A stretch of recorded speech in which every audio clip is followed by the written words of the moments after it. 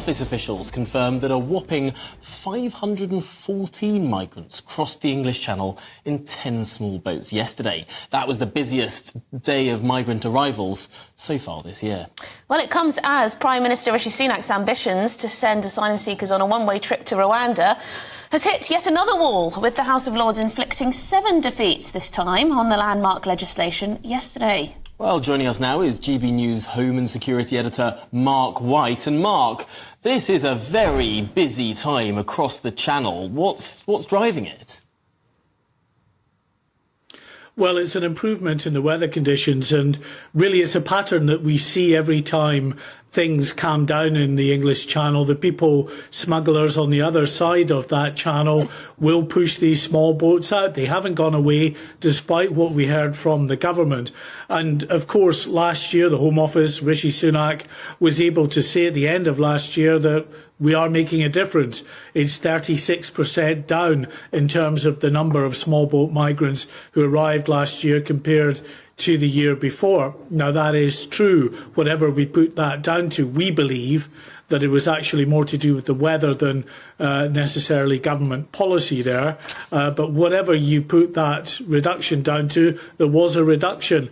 But worryingly now for the government this year, already we're just a quarter of the way through almost of the year, and we are ahead of where we were last year, and quite significantly, between 600 and 700 that have arrived over recent days, 600 or 700 more now than we were at this point last year. So that reduction of 36% is been eaten up quite significantly now.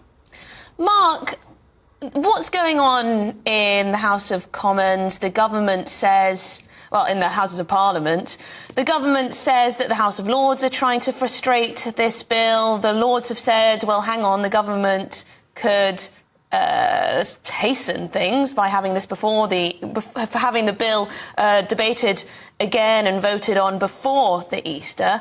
What exactly is your interpretation of events? Who's holding what up? And do you suspect this bill will get through and planes will take off? I think the bill will eventually get through, there's no doubt about that, but it was always going to be frustrated by those peers in the Lords who were determined to do what they could to disrupt its progress, and sure enough, that's what we've been seeing in terms of the parliamentary ping-pong. Now, the government had theoretically an opportunity, of course, to be able to try to push that bill back through again in the days it has available to it, but it's decided not to do it now before the break. So we are going to be looking at a period after Easter. And then it's being briefed out, of course, to political correspondents and others. What they would be looking to do is to get those planes off the ground and headed for Rwanda soon after this bill is passed. But I can't for the life of me see that that is ever going to happen, because that doesn't factor in what is going to happen in the courts. And there is no doubt we've had a whole industry that's sprung up around being able to ensure the best possible outcome for those claiming asylum.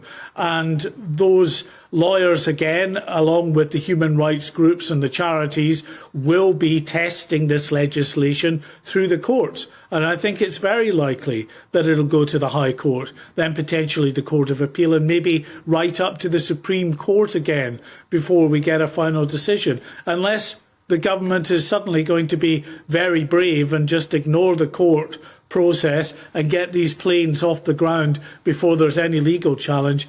I can't see that happening, to be honest, if you take them on their previous form.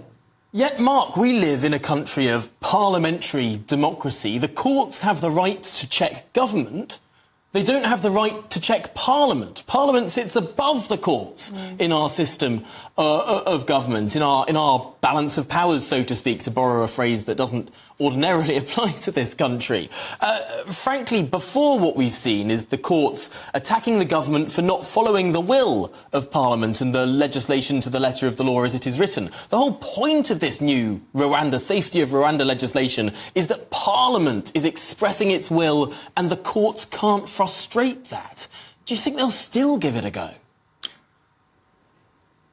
Yeah, absolutely. I think they'll give it a go. And what you have, of course, are lawyers at the Home Office and other government departments who will be very strongly advising the government that they should wait for the full process, the legislative process and the legal process, to run its course before just trying to run roughshod over one or the other. And that's why we've had now, frustratingly, 2 sets over 2 years of court procedures, then going back to Parliament, new bills being passed. And we're at that process again, where this bill will be passed in the coming weeks, but it's likely to be challenged in the courts again. And as I say, going back to my point here, will the government suddenly develop more of a backbone here and decide, look, we've passed the legislation, we're going to get these first planes off the ground, if it's decided later in the court that, we're, in error of the law or international law